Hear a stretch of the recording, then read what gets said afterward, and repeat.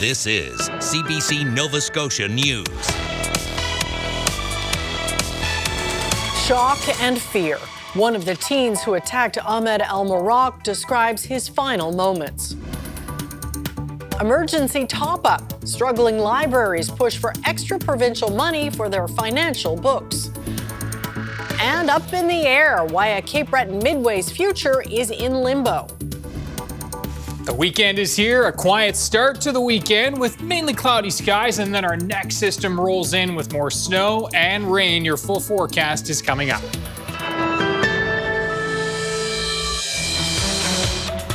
Dramatic testimony today from the teenager who planned the attack on Ahmed Al-Marak.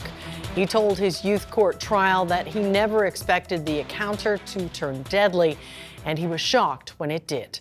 Blair Rhodes reports. It was supposed to be a fistfight over a girl. The teen had exchanged taunting emails with Ahmed Al-Marak, and they agreed to meet in a parking garage at the Halifax shopping centre to have it out. The accused, whose identity is protected by a publication ban, brought along some friends for backup. He told them to wait 10 seconds, then join in the fight. Videos from surveillance cameras and a cell phone have been played during the second-degree murder trial.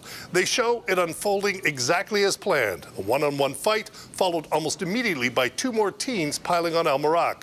But the fight eventually peters out, and the teen on trial testified that he thought it was over, that he and Al-Marak had settled their differences and could move on. But then he says one of his friends resumes fighting. Al-Marak gets the upper hand and puts the other teen in a headlock. They fall to the ground. The teen says he tried to separate them, and he saw Al-Marak's friends arriving, so he pulled a knife out of his backpack to defend himself. He says he never pointed the knife at anyone. He testified that he had his back to Al-Marak when he heard a commotion, then a sound like a squeal. He turned to find Al-Marak clutching his chest. His friends were urging him to leave, but the accused said instead he went and cradled Ahmed's head in his arms, telling the wounded teen to breathe. He says he only agreed to leave when he saw Al-Marak's eyes roll back in his head and his skin turn gray. He says he knew then the boy was dead. The trial continues next week. The three other accused have all pleaded guilty to manslaughter or murder and are in the midst of the sentencing process. Blair Rhodes, CBC News, Halifax. A middle school teacher in Yarmouth has been charged for the alleged sexual assault of a youth. The RCMP says it received a report of a sexual assault involving a teacher and the youth victim last month. They allege 52-year-old Tina Lee Quattro, a teacher at Maple Grove Education Center, had inappropriate contact with a former student. Police say Quattro was on leave at the time of the incident. She was arrested but released on conditions. She is scheduled to appear in provincial court in May.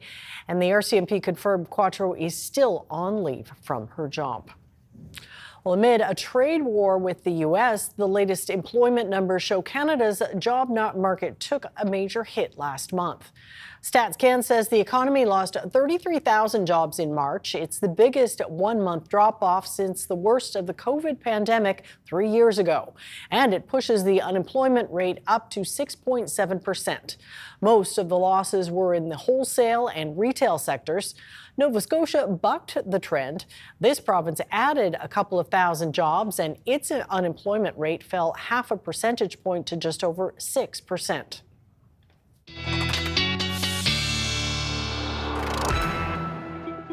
Well, Ryan, Fridays are always great, but sunny Fridays are extra special. Yeah, that's right. And we'll have a little bit of sunshine in the mix for Saturday. Building clouds, though, throughout the day on the leading edge of our next system, Amy. And yeah, as we look at that Saturday forecast, you can see temperatures for the most part are going to be near seasonal in that mid-single digit range across most of the province. The exception will be here in the northeast. An onshore flow will keep temperatures a bit cooler, low single digits, and will run the risk of a flurry, although a wet flurry, but it will still be certainly the potential there. Chance for showers and flurries overnight Friday into Saturday morning where that chance lingers. And then that area of high pressure will kind of move off to the east. That is going to allow the door to open and our next system to move in. Saturday night is when we'll actually see the first kind of band of snow tracking in. Not expecting this to amount to a whole lot, though we could see a trace to a couple of centimeters, especially towards the northeast and Cape Breton on Sunday morning. Pretty quick change to rain here into the afternoon. The east will change over to rain as well. And late afternoon into the evening, we'll see some drier air working through. So maybe the opportunity to stretch our legs mid to late afternoon on Sunday and into the early evening with some mild temperatures, full weekend and 7-day coming up. Okay, looking forward to it. Thanks, Ryan. Thank you. Well, all 9 regional library boards in Nova Scotia are urging the province to grant them more funding. The libraries are also asking the province to review its current funding formula to address rising costs. The CBC's Juliana Griot went to Pictou to talk to a librarian and learn more about why the libraries need the extra money. Last year, Eric Stackhouse worked on a committee that recommended funding for the province's libraries. They asked for more money, but in the end, the province kept the annual funding the same, $16 million. No increase to funding was addressed, and it said this is not going, this would be a really bad decision because it would do harm to the library system. We, due to inflation, all the other pressures, it would cause us to likely maybe reduce open hours, reduce services, and reduce programs. And unfortunately, that's what's happening. The Funding Review Committee was established last spring, and Stackhouse was its co-chair. They wrote up a number of concerns with their current funding model. Stackhouse says libraries are trying to keep up with minimum wage and inflation. A spokesperson for the province says the concerns and recommendations from the committee are under review. In the meantime, some libraries are struggling to balance their budgets. We've had to reduce our program offerings by 50% starting in 2024. So it's been a big loss to communities and to families. Merritt says they have reduced their workforce by 5 employees in the last 2 years. The 9 library boards in the province have sent a letter requesting additional emergency funding of $1.6 million. The province says it is also reviewing that request. Juliana Grillo, CBC News, Pictou. The Halifax Regional Municipality is seeking to recover costs from the owner of the abandoned Bloomfield School following a fire that destroyed a building at the site in February. The municipality says it installed temporary fencing, established security for public safety, and contracted a company to demolish the fire-damaged structure. The municipality is looking to recover these costs. The property, which has been vacant since 2014, was purchased from the municipality by developer Bank for nearly $22 million in 2020. A demolition permit for the site was recently approved. After operating with scaffolding outside its downtown Halifax wine bar for more than a year and a half, Obladi Wine Bar is finally reporting some progress. Inspections on the crumbling building facade will begin this weekend. The scaffolding was put there in the summer of 2023 after a person was injured by falling debris.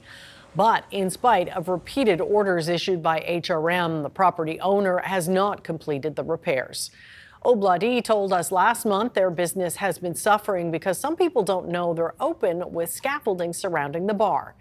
They think going public about their issue has led to this development. I think it's very significant. We've gone from no action, no communication whatsoever in nearly 2 years. So the fact that we are getting some communication from the city, we're getting some action on behalf of the property owner, that's very significant. The city is warning there will be traffic delays in the Barrington and Sackville Street area, and sidewalks impacted by the work will be closed. Obladi will still be open and is going to be following up after this weekend to figure out what the next steps will be and how quickly the repair work can happen. The future of Hinchy's rides and amusements in Cape Breton remains in limbo and could be in danger of shutting down this summer. The popular Midway is struggling to find workers. The CBC's Kyle Moore has that story. For the better part of 5 months every year, Hinchy's Rides and Amusements travels and sets up across the Maritimes. But this summer, the carnival could be cancelled. The popular Midway is struggling to find workers with training or experience to operate and assemble the rides. We are very much in limbo right now. You know, the biggest problem is our older guys are getting older, and the younger people, they're just not there like they used to be. Pat Hinchy has owned the Sydney-based carnival for more than 30 years. At one time, it included 18 truckloads of equipment and dozens of employees. But over the years, the rides have been reduced because nobody can run them. And this year is so bad that Hinchy might not operate at all. I am not sure. I'm not sure. Like, we're having a very tough time. Like, right now, we're looking at 20-some people that we need, but that's not for one spot. We play 14, 15 spots a year. So once we leave here, we got to have them coming with us. If they, in fact, aren't able to operate this year, it would leave a pretty big hole. Donnie McNeil is the chair of the Cape Breton Exhibition Society. Hinchy's is a big draw for the event every August. But this year, McNeil says they are making other plans in case the Midway cancels. We've been talking to some other groups about doing something not necessarily similar, but like I said, we're thinking outside the box. Hinchy says despite rumors, he hasn't sold any of his rides or equipment, but when they'll be back in operation, I am not sure. I'm not sure. It doesn't look good. A maritime tradition that for now is up in the air. Kyle Moore, CBC News, Sydney. Nova Scotia welcomed more than 2 million visitors last year, and that generated close to $3.5 billion. While the number of visitors was down by 2% compared to the previous year, they spent 10% more. Air travel was up by 6% thanks to some new non-stop connections, but the number of people arriving by road fell by 7%. There was an increase in visitors from Western Canada and the U.S., but fewer from Atlantic Canada and Ontario. The government says it will spend $4.5 million this year promoting and supporting Nova Scotia's tourism industry.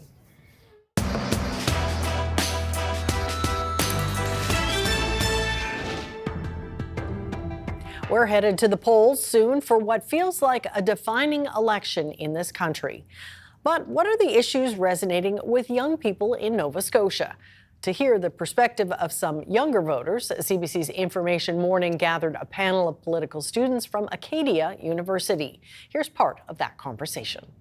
I describe this as being potentially the most consequential election in a very long time. What's at stake, would you say? Well, I think public safety is at stake, affordability, and obviously our national sovereignty. That's something I think that it's a huge factor in the election. I think it's been interesting to see the NDP kind of move away from the middle. They're not really a suitable party anymore, not looking super strong, and they were definitely talking to young people more than the other parties. So I think that shift has been dramatic, definitely. And I do think with Trump in office for the next 4 years, you definitely want someone leading the country who's going to be able to manage that sort of chaos. A lot of people have been saying that Pierre Poilievre and his rhetoric and the way he does politics is remarkably similar to the way that the American president does it.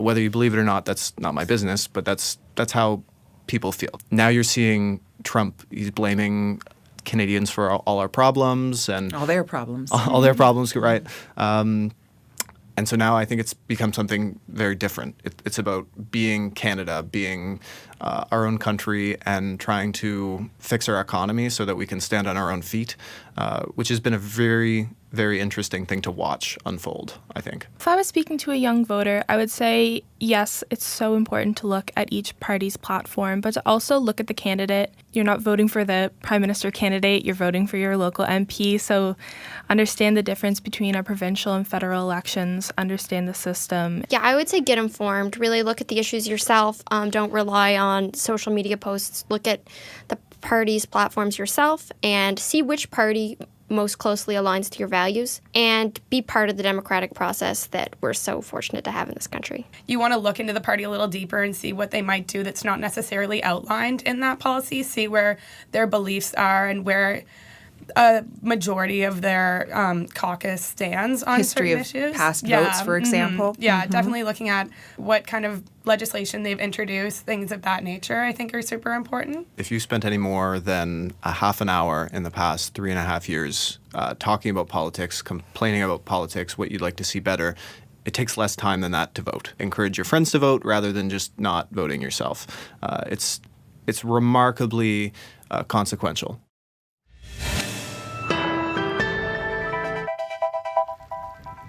There's a look at lovely Lunenburg. Ryan is up next with his full weather forecast. Stay with us.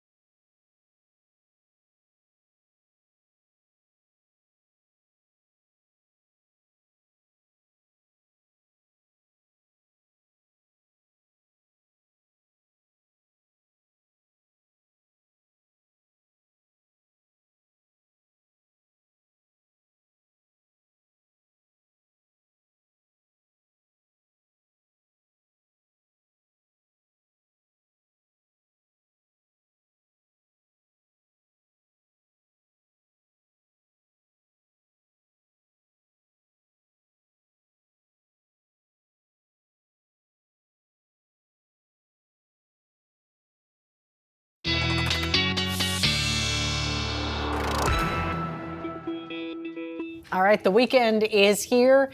Kind of sounds like it's 50-50 weather-wise. Good for Saturday, but Sunday, Yeah, a bit damp, although cautiously optimistic we're going to see some clearing mid to late afternoon and early evening Sunday to get back outside for a few hours. Rush outside. For sure. Have a look at, first and foremost, the numbers from March. Before we look forward, we got to look back, and you can see that it was a warmer than average month across the province and across most of the region.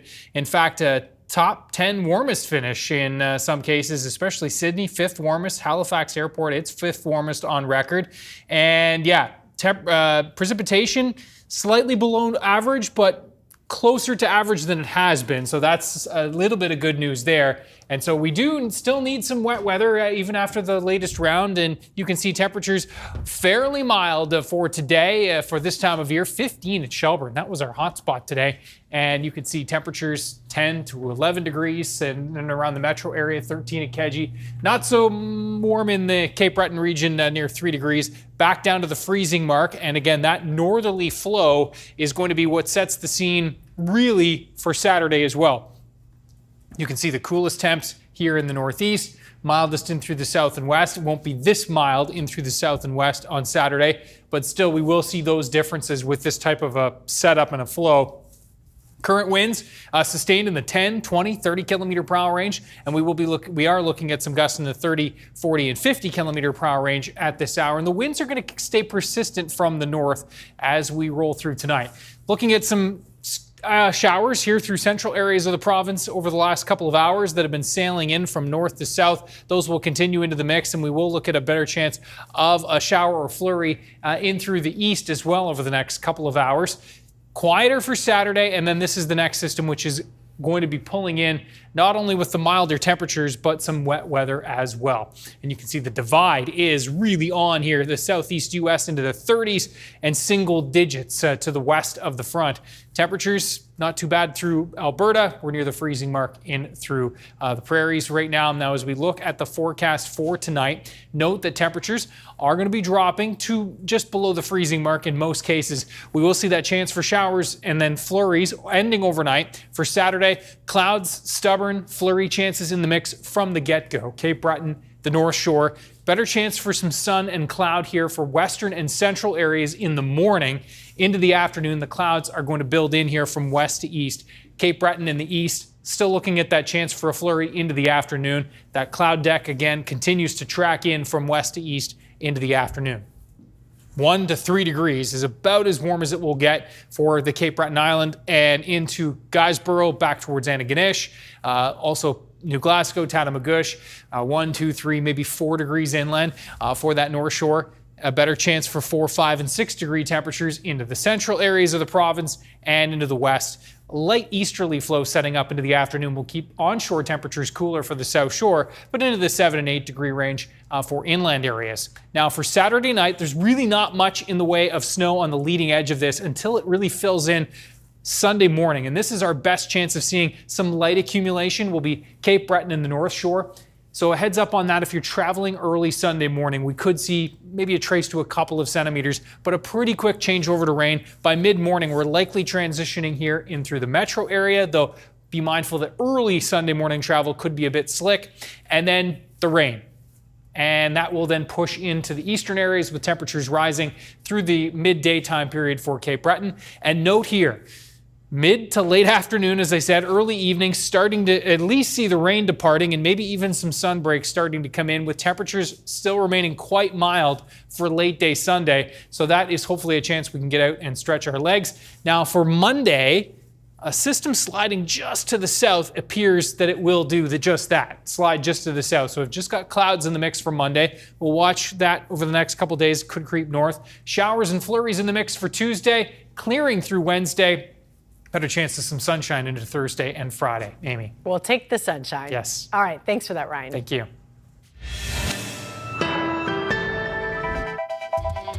Coming up, after 2 weeks on the campaign trail, a political science prof weighs in on how the parties are faring.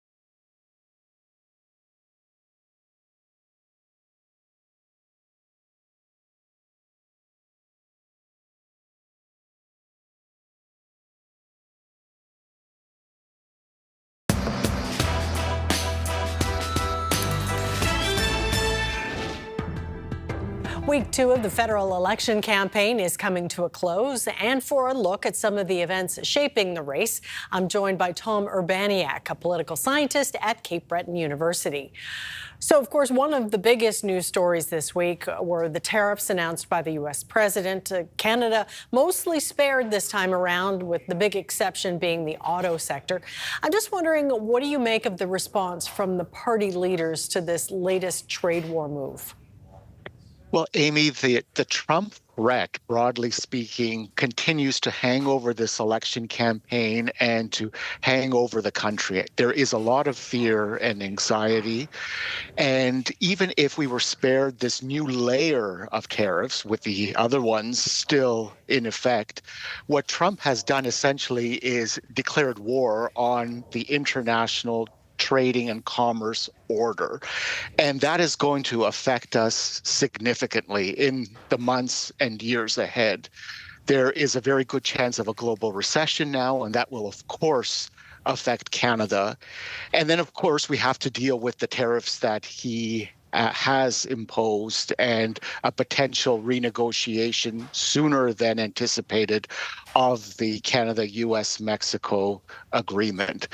So what this has done is it has forced the caretaker government, because during election campaigns we have a caretaker convention in this country, to be an active government. And that has suited Mark Carney, the new prime minister, Liberal leader, very well. He's more effective at projecting a calm, professional, but still resolute response with Canadian flags behind him than he is in the partisan repartee with other party leaders or in trying to field unanticipated questions, sometimes personal questions, from journalists. So far, momentum still with the Liberals as we approach the midpoint of the campaign. Well, Premier Tim Houston thanked Mark Carney for his leadership during this trade war and praised his approach.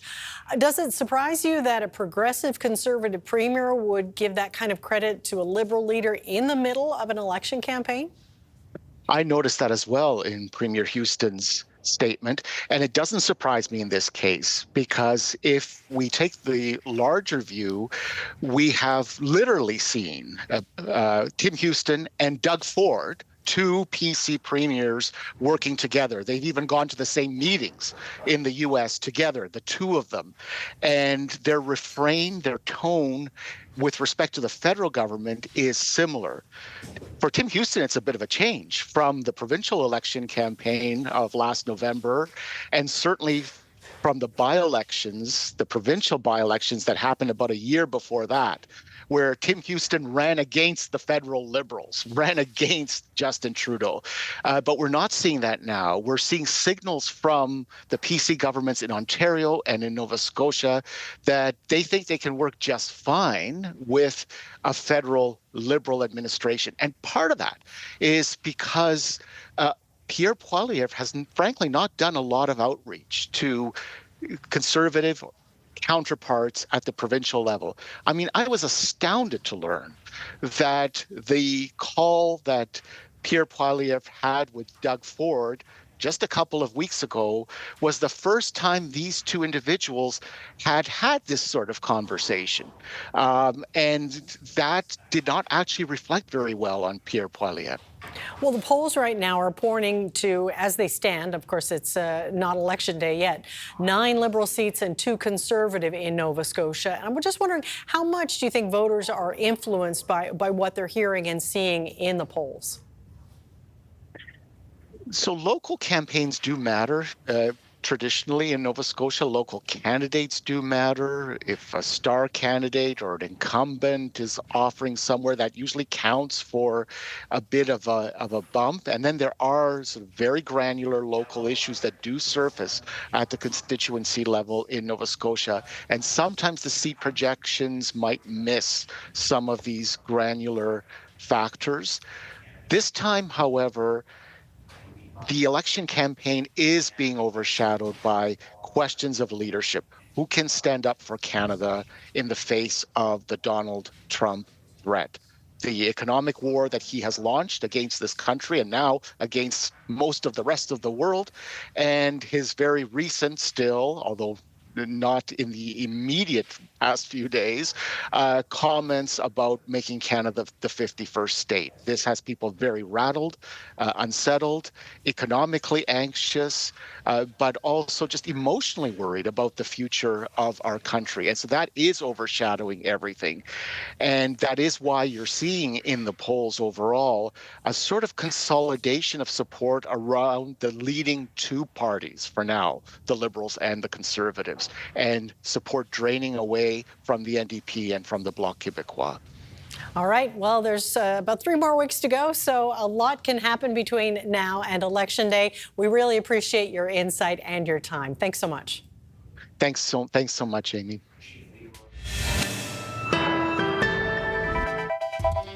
Coming up, tariff fact check, debunking Donald Trump's claims about Canada in his so-called Liberation Day speech.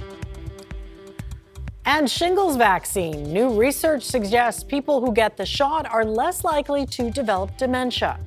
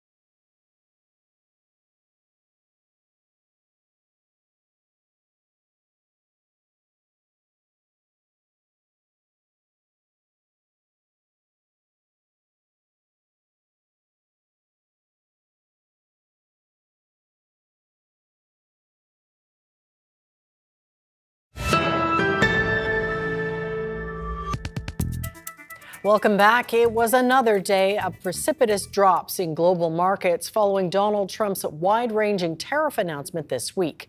The CBC's Kyle Bax looks at the growing fears of more losses and a coming recession.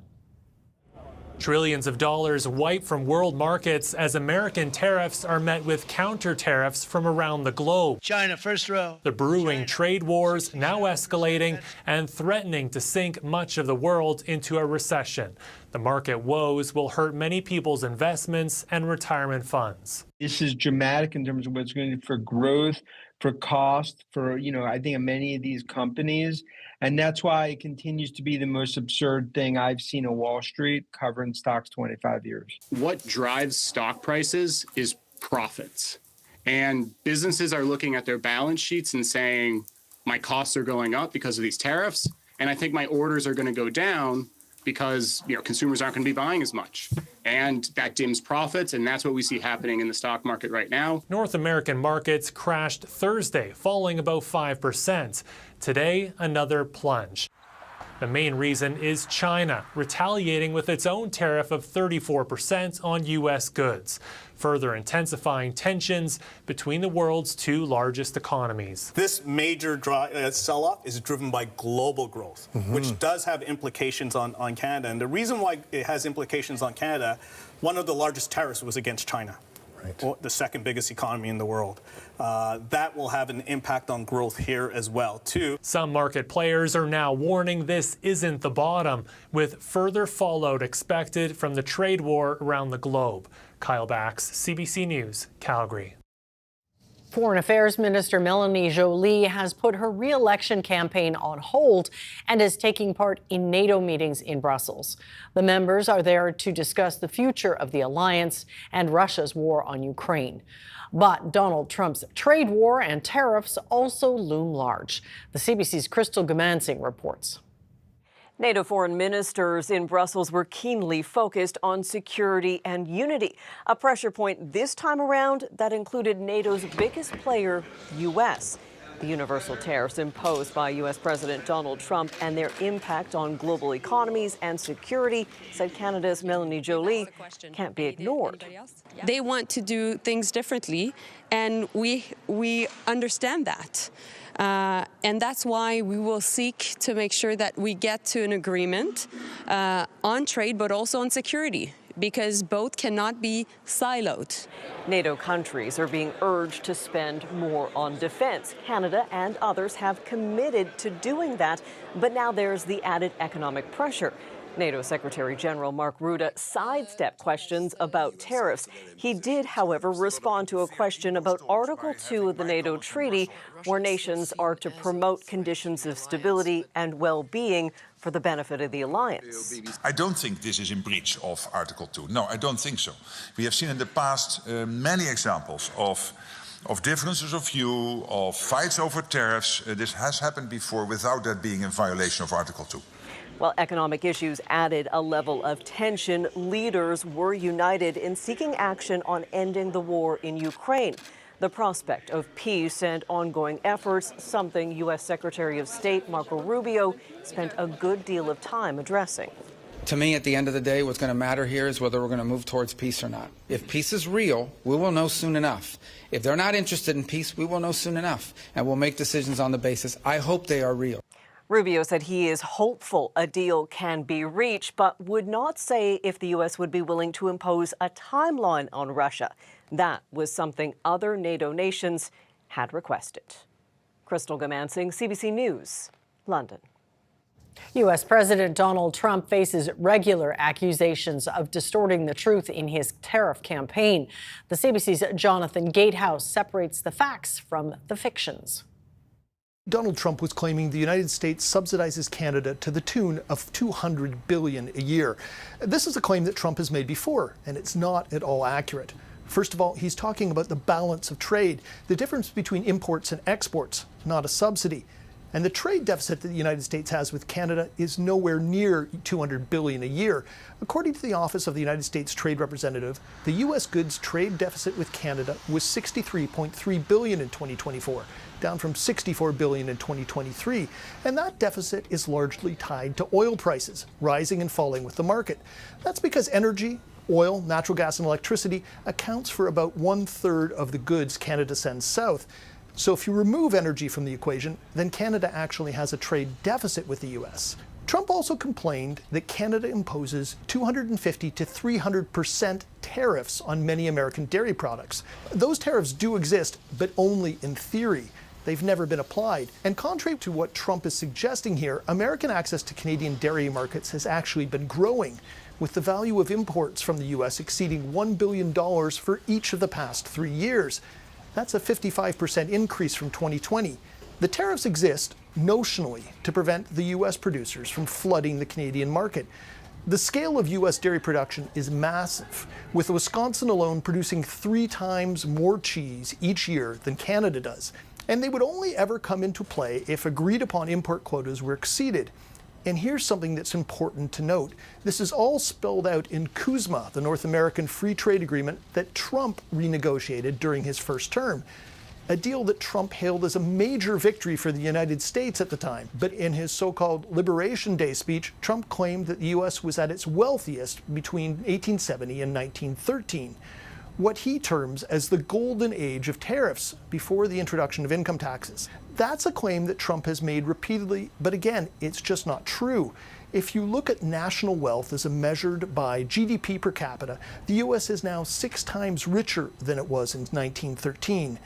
And all of this, of course, skims over the hard reality of tariffs, that the revenue they generate comes from importers and consumers.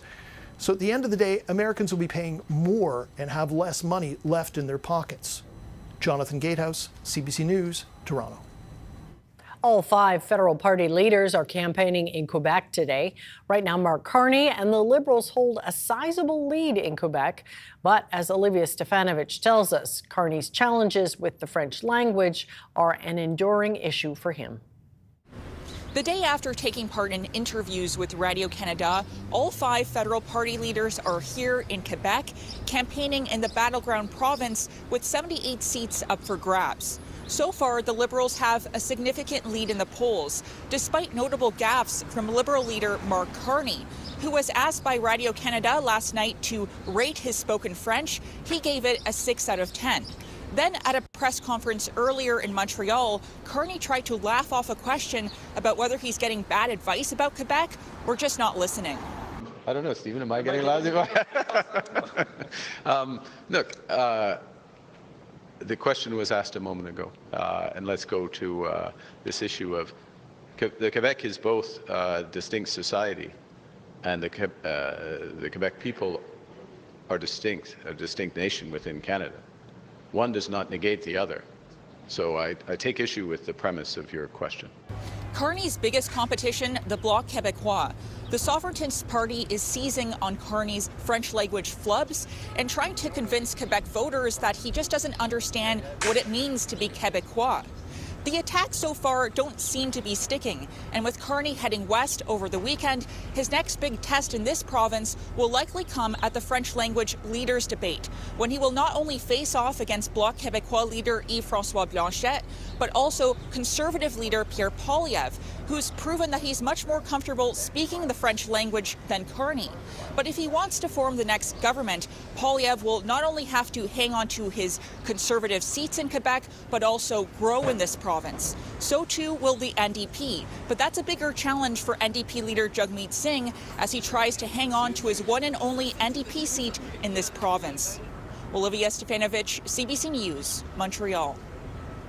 On the campaign trail today, Liberal leader Mark Carney promised to boost funding to the CBC, and he went further than that. We will not only increase CBC Radio-Canada's funding by $150 million, but we will also make this funding statutory, meaning that Parliament as a whole will need to approve any future changes to its funding, not just the Cabinet. By strengthening our public broadcaster, we're protecting our identity and our culture and helping it to shine around the world. We're making Canada strong. The Liberal plan for the public broadcaster draws a sharp contrast to the Conservatives.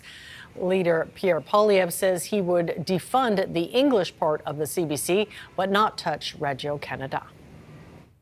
The leader of the Conservative Party was also in Quebec today. Pierre Poilievre made an announcement about how he'd address the problem of intimate partner violence.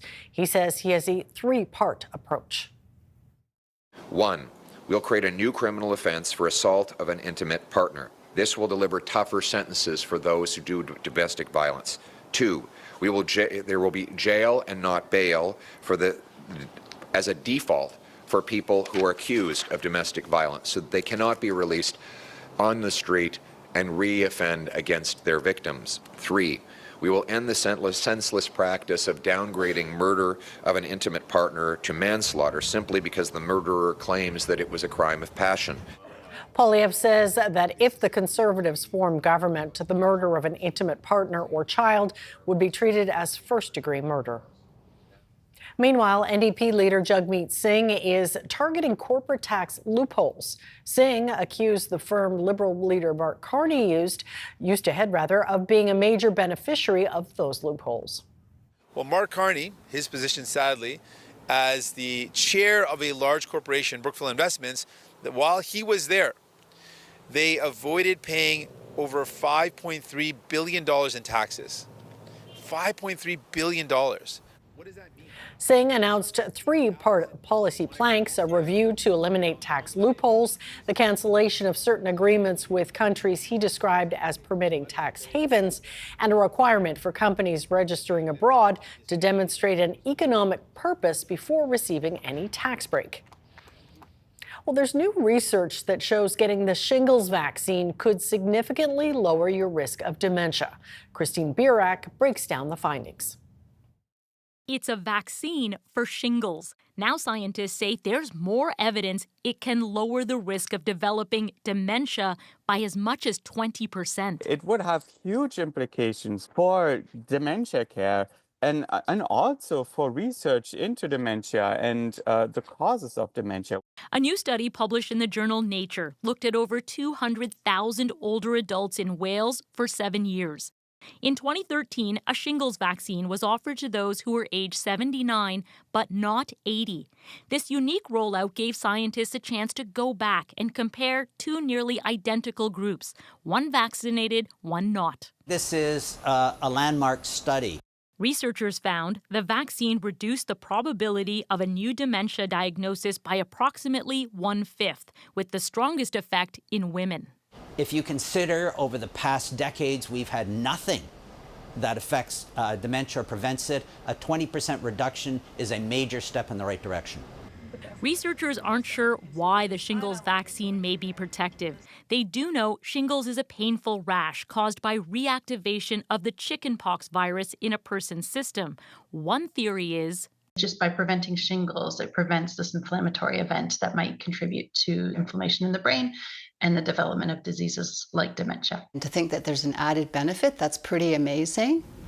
67-year-old Kathy Howell got her shot. She's also exercising and playing games to keep her brain as healthy as possible. It's just good to be always engaged in trying to learn new things. The shingles shot used in this latest study is an older vaccine, but other studies show the current vaccine offers even better protection against shingles. Researchers say it may also better protect your brain. Christine Birak, CBC News, Toronto. A woman in New Brunswick is planning to donate a kidney to her cousin in Ontario. But to start that process, she has to overcome a major obstacle, the lack of a primary care provider. Bobby Jean McKinnon reports. Susanna McKenzie's suitor loves playing the violin and teaching music out of her St. John home. But if all goes well, she won't be doing either for about 4 to 6 weeks. That's because the 28-year-old hopes to donate one of her kidneys to her cousin in Ontario.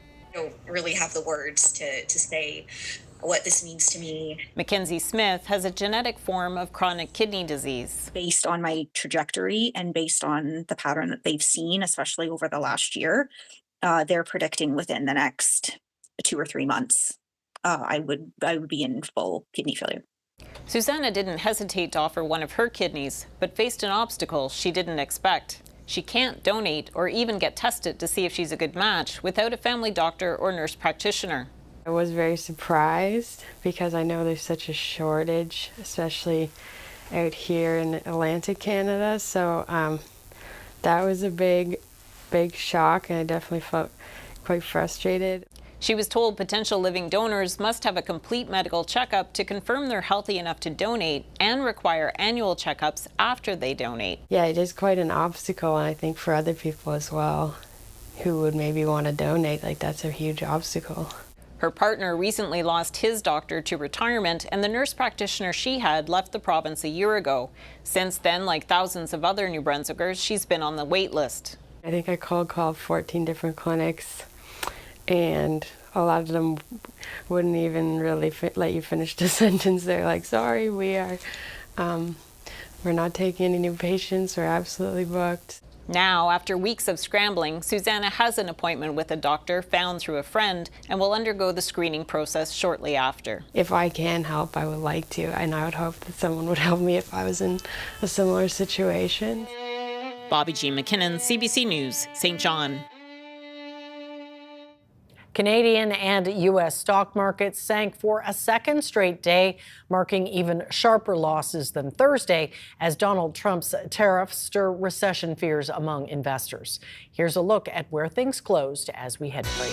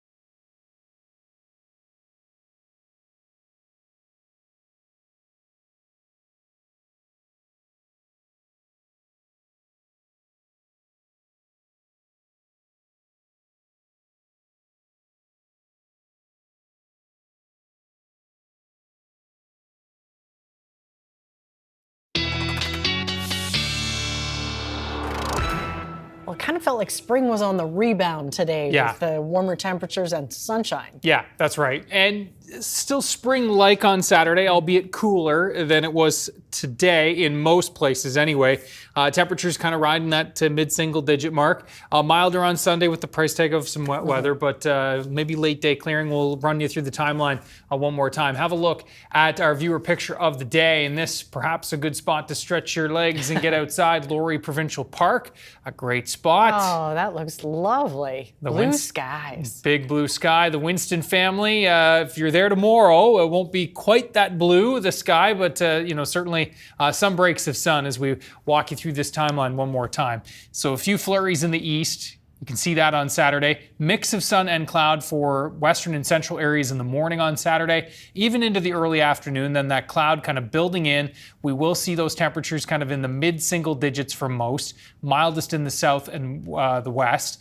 And then into the Saturday night time frame, we've got that snow tracking in, light, but we could see upwards of 5 centimeters for Cape Breton, maybe as much as 10 over the Highlands on Sunday before the change over to ice pellets, freezing rain, and then eventually over to rain. And again, as we move into the late afternoon, note that little clearing trend there. Certainly the rain gone by late afternoon, and maybe even a little bit of some sunshine in the mix as well. We'll keep an eye on this Monday system tracking to the south. It looks like it's going to be a swing and a miss, so just some clouds on Monday. We'll keep an eye on that with a shower flurry chance again on Tuesday. All right, thanks for that, Ryan. Well, parts of Australia are cleaning up after huge swells and king tides battered Sydney's beaches this week. The southerly swell just pounding into the water here, turning 15 panels of toughened glass into splinters, completely ripping the cupboards off the wall in the lifeguards tower. It's just devastating. Well, this is a surfing club in the iconic Bondi Beach. The waves crashed into it, damaging the balconies and shattering its glass doors. King tides are rare and happen once or twice a year in coastal regions. The alignment of Earth, Moon, and Sun combined to cause these massive tidal effects. Some beaches remain closed as large swells continue to pound the coast. Yeah, that's a mess. Yeah. Well, that is it for us tonight. Thanks for watching, and we'll see you next time. Have a great weekend.